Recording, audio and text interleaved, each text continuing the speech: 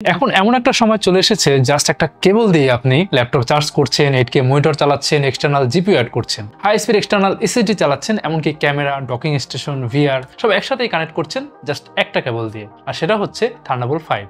এটা দৌড়াচ্ছে 40 না 60 না, সরাসরি 120 জিবিপিএস স্পিডে। এখন আমরা এমন একটা সময় এসেছি যেখানে ডিভাইস যত স্মার্ট হচ্ছে তাদের কেবল আর পোর্ট নিয়ে তত ঝামেলা কিন্তু বাড়ছে।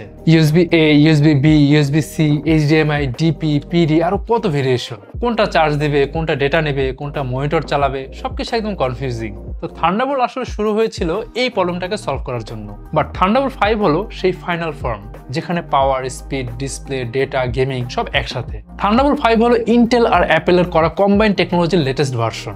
এটা একটা super fast multipurpose connection standard যা একই সাথে চার্জ দেয়, ডিসপ্লে চালায়, ডেটা ট্রান্সফার করে, গ্রাফিক্স সিগন্যাল ক্যারি করে, এক্সটার্নাল জিপিইউ সাপোর্ট করে, আবার নেটওয়ার্কেরও কাজ করে। মানে আপনি যদি একটা অল ইন ওয়ান কেবল খুঁজে থাকেন তাহলে থান্ডারবোল্ট 5 এর চেয়ে ভালো আর কিছু নাই ভাই।